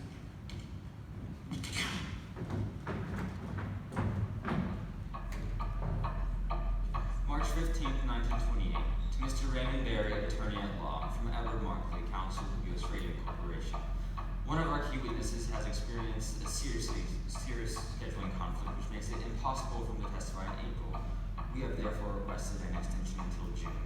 As per your request for settlement, every case involves some humanitarian aspect.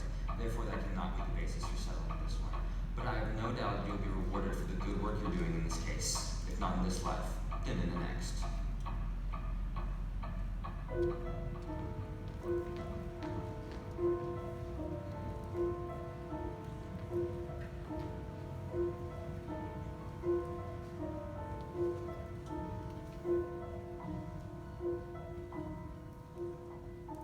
Tommy, please. Rise and shine. Madam Curie, It's time for work. am I late? I set the alarm. We have $5,000 to pay before breakfast. Up. It's all for the war effort. Please, I'm so very tired. Who is it? Get up, Grace. Irene, Get up, sleepyhead. You'll never make quota like that. but I'm only 26. I should have a family, my own home. We all have to make sacrifices sometimes. I know I did. But why? Why do we have to make sacrifices? It's all for science, Grace. Science, family, every life is sacrificed to something. It's just a matter of choosing which. But I didn't have no choice. I didn't get to choose. Sure you did, Grace. Sure you did. Kathryn, don't do that.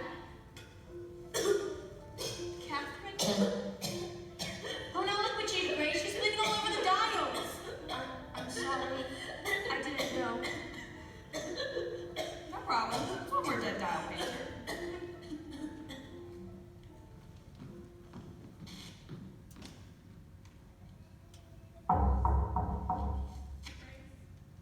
Huh?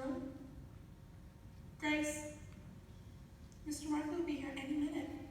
Mr. Markley, He's bringing the papers for you to sign. Did you fall asleep?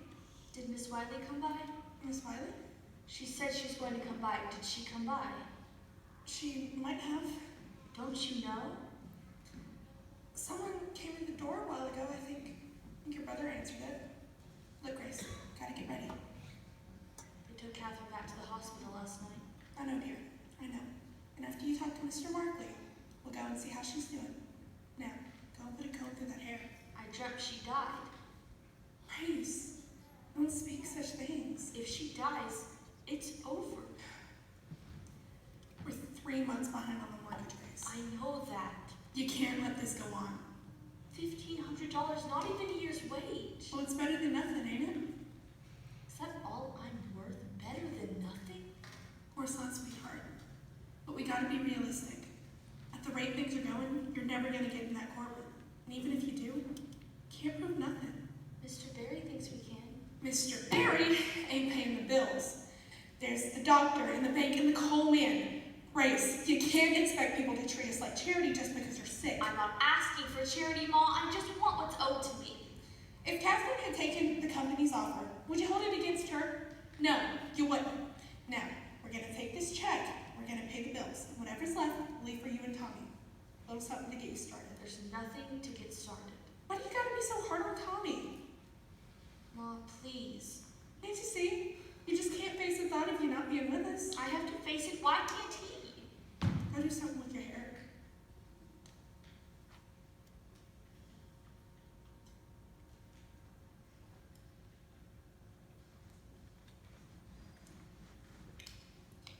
$250,000.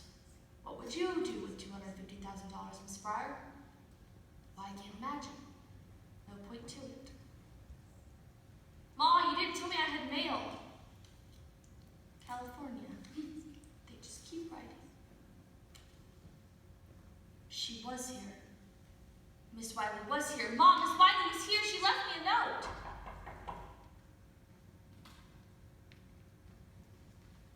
Miss Fryer, Edward Markley. Mom says you brought papers. Yes, the terms spelled out as explained in our letter. $1,500 to you. I've got a check right here. All we need is your signature. It's in triplicate. Grace, Mr. Markley's a very busy man. Oh no, take your time. If you prefer, I can leave it and come back later. No, we'll do this now. What is hold harmless? It means you hold the company harmless of any further action. So no more lawsuits. Correct. Is that just me or anybody in my family? Your entire family. It precludes a wrongful death action also. This is a confidential settlement. You didn't say anything about it being confidential. That's standard for most settlements. We like to protect our privacy and your privacy also. It cuts both ways.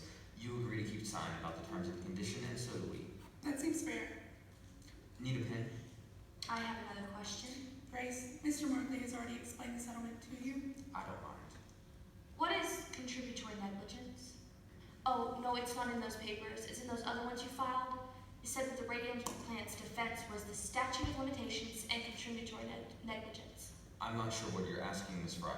It means it's our fault, don't it? Mr. Markley, Grace has had an awful headache all day. Maybe you could leave them papers? Maybe you could just answer my question. Why are you doing this? Why didn't you tell me Miss Wiley had been by? Because you had already made up your mind. All she'd do is talk you out of it. What did she say about Kathryn? Mr. Markley, if you leave the papers, Grace will sign them later. Mom, what did she say about Kathryn? Said it don't look good. Perhaps I should come back later when Miss Fryer's feeling better. Or maybe you could just answer my question, Mr. Markley. I would really like an answer. Because let me tell you, I quit school at 15. I went to work at the radium plant. At your factory, they told us what to do, when to do it, how to do it. And my folks didn't raise me to make no trouble. So I didn't make any trouble. I did what I was told. I never asked questions. How do you get contributory negligence from that? It's a standard defense. There's nothing standard about what happened to me. We deeply regret your your situation, but there is no evidence to tie your condition to any action by U.S. Radium Corporation. Then why are you giving me this money? It's a humanitarian gesture. A humanitarian gesture. Mr. Markley, I'll take the papers.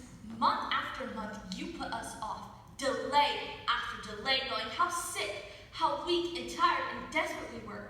Humanitarian? You're just waiting for us to die. Reece, please, stop this now.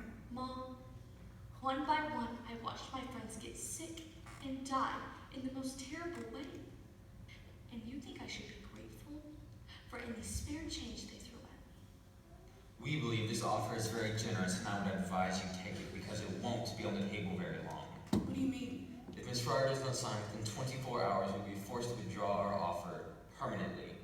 Reece? He's lying. I beg your pardon, Miss. You're telling me that if I don't sign these papers, but I come back a week from now and decide that I've changed my mind, you'd still rather go to court. You'd still rather some judge get a look at me and take your chances? I won't win on sympathy alone 24 hours. You're just trying to bully me. Very well then, Miss Fryer, I'll take that as a no, and I'll see you in court. Yes, yes, you will see me. Even if they have to carry me in there, you will see me. You and Mr. Reeder both. You called that man back. I'm going to court, Mom. What are you trying to prove? You know you can't win. I want those people to look at me. I want them to look at me and tell me how it's my fault I got sick working in their factory. What will that get you? What? Mom, all of my life, I've done what other people have told me to do. I quit school because you said I should. I put that paintbrush in my mouth because Mrs. McNeil said I should. I never said, can't I finish school? I never said, I don't like the taste of this paint. I never argued, even though I knew, Ma, I knew something wasn't right. At night, I would lie in my bed and look at my dress hanging on my closet door. All aglow. My shoes on the floor, my hairbrush and comb on the dresser. So much light, Mom. So much light. And I never once questioned. I never once even asked. Don't you see? They knew I wouldn't. That's what they were counting on.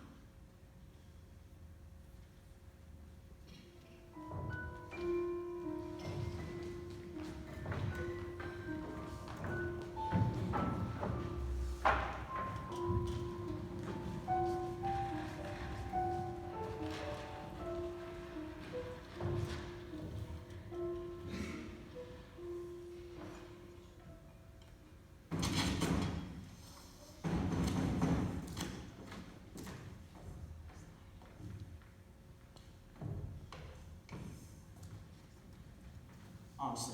So what you making out of this noise? I left messages with your housekeeper. I know you got the messages. As we're no longer in business together, I thought it best not to respond. Is that what this is about? Perhaps a cup of tea would come in handy. You never told us the paint was dangerous. You never said a word about it. Not to me, not to Dan. I didn't know. You didn't know. You invented the paint, and you didn't know.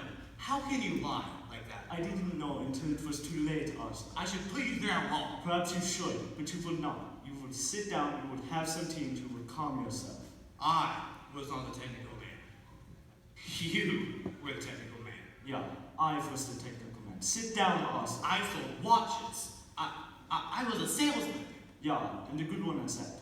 Very good head for business you have. Not so much for the science, but for the business, very smart. Always you could find ways to cut costs without losing the quality. Such a gift, Arthur. Now why don't you have some tea? What's the matter with your fingers? It's been that way for some time. What? Have you been dipping them in ink? Oh, dipping them in ink. How fond of the pretty story you are, Arthur. If only it was the ink. No. Dr. Martland tells me it's in the process of the tissue, the cells, they are dying. With the dial painters and the jar started, it's in the process. With me in the hands. I had no idea. No reason why you should. It's been some time since I've seen you. How long? But I've known for a while. Miss Byerley from the Consumers League persuaded me to assist Dr. Martland in testing cigars for radium exposure. aren't so many people around, you know, who can measure that kind of thing. So she came to me, knowing I had the equipment and, of course, the skill. I didn't want to believe her also. I didn't want to believe that the girls could get sick from working with my paint. I wanted to show her it was a mistake, so I agreed to help. Dr. Martland and I conducted the expired air test on the girls. It was then that I realized, with my own breath registered radioactive, so my fingers began to turn black. Now, you wish to have words. I'm sorry. Look familiar. It's our promotion piece. An excellent promotion is that. How many new sales did that book account for? I didn't track it exactly. I like to think it helped our medical market quite a bit. Page 96. What? It's the last chapter, sir. Read it to me. The last chapter? Radium. Dangerous effects. How many articles are listed there? 10? 15? About 18 it looks like. How far back do you say goes those articles? I don't know how. So the first one, sir. Read it to me. What's the date? 1906. 1906. Now tell me, you plan to go into court and testify that you didn't know that the paint was dangerous. How do you plan to do that when your own book says that it was? I never really read it. What's that? I never really read it. I hired a man to put it together. I just glanced at the gaps. I never read the book. What do you mean you never read the book? It was a standard arrangement, and outside the company prepared the piece. Which you never read. I think you'll find, Mr. Berry, that very few company presidents read their own promotions word for word. Has your name on it? You authorized the book's release and you had final approval of the content. Mr. Lee was responsible for our promotional efforts at the time. I entrusted those activities to him. Now, Mr. Reeder, you testified that you began at the U.S. Radium Corporation in 1980. Is that correct? Yes, as plant manager. And you held this position for how long? 4 years. 4 years. During those 4 years, how often did you venture into the studio? Every day. Every day. So you must have observed the girls pointing the brushes with their legs. I don't recall it. You're saying you went to the studio every single day and you never saw a single girl put a brush to her mouth? I said I don't recall it. You don't recall it. What do you recall, Mr. Reeder? You're an awfully young man to have such a faulty memory. Objection. I withdraw. No more questions. Your witness, Mr. Martland. We have no questions for this witness, Your Honor. All right, gentlemen. Please approach. I'm ready to issue my ruling.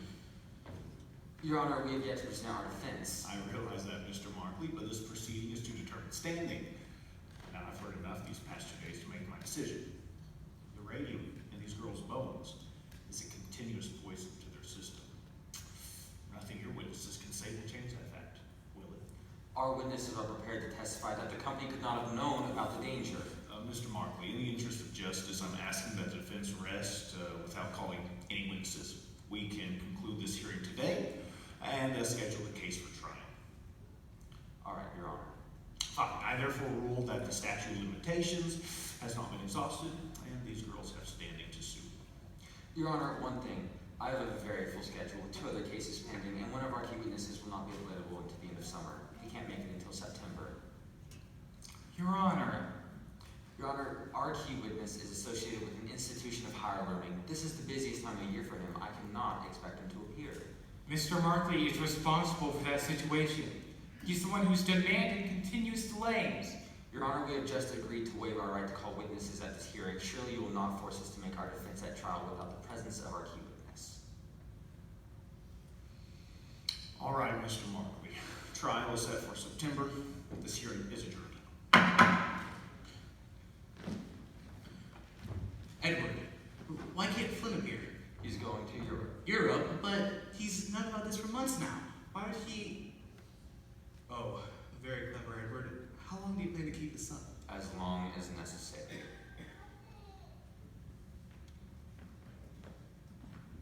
Mr. Markley? Mr. Berry, congratulations. I never thought the court would go for it. No full well these girls can't wait until September. One is so sick she can't even appear in the courtroom. My client has a right to make a defense. We will not wait until September, I promise you that. One way or another, we will find her on the docket, and your expert witness be damned. That girl is still staring at me. I wouldn't worry about it. She thinks it's personal, that I planned this somehow. How did I make her understand that I didn't want this to happen? You don't. You don't make her understand. You don't talk to her. But she looks like a death, Edward. They all look like that, Arthur. Grace, that man, Miss Riley, he won't look at me. He won't ever look at me. He just looks right past me, like I'm not even there. It's okay, Grace. He heard you.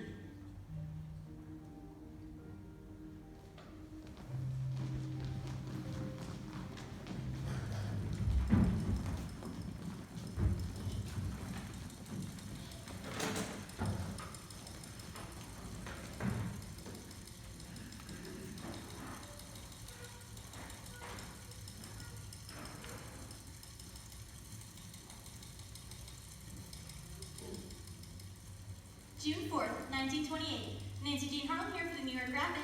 Jack Youngwood for the Ledger. Raymond Berry seeks trial date for early summer. As U.S. Radium Corporation announces a settlement. Settlement?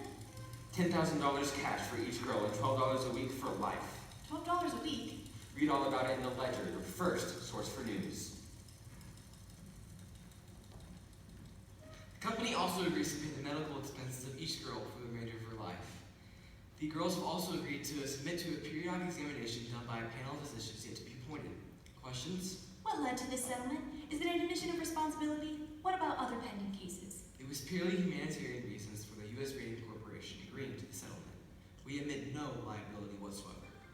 Where does the company go from here? The U.S. Radium Corporation is pleased to have brought this lengthy litigation to an close and looks forward to many more years serving its customers and its community. And that's C.B. Lee, President. Kathryn Wiley of the New Jersey Consumers League, our press statement. Were you pleased with the outcome, Miss Wiley? Yes, finally these girls have received some compensation for their sufferings. And more importantly, the issue of radium poisoning has been brought to public awareness. Thanks, Miss Wiley. By the way, that's Kathryn with a K and Wiley with one L. Well, Edward, it looks like we're back in business. What's the game plan? Didn't I tell you? We've got a buyer for the tailings that have been piling up behind that building on Alden Street. Uh-oh. Some contractor in Martland needs a little infill. That's perfect.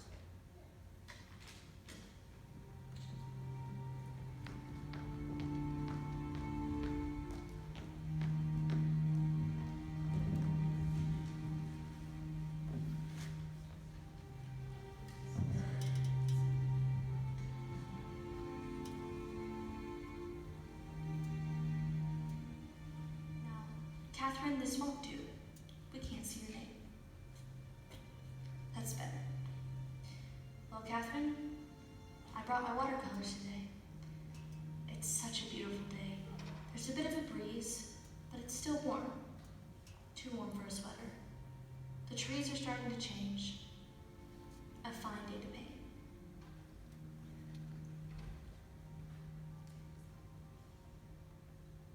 Father might find you up here.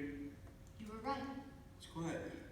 Yep, Guess if you're gonna rest in peace, this is the place to do it, huh? I guess it is. What do you call that? Watercolors. I'm a bit weak when it comes to landscapes, though. No, Grace, it's good. First thing I bought with my settlement money were some watercolors. Bought some oils, too. Big spender. Then I bought a car. I didn't know you could drive. I can't. My brother's going to teach me. He drove me up here today. Grace, you want to learn to drive, I teach you. Oh, Tommy, we both know you don't have time for that anymore. You know about that. Orange just isn't that big. I meant to tell you myself, Grace. That's why I came looking for you. It's fine, Tommy. I'm happy for you. For both of you. No hard feelings then? Oh, Tommy, do you really think I have time for that? I'm glad it worked out for you, Grace. I mean, aren't you? You don't feel like you backed down too soon? We didn't back down. They backed down.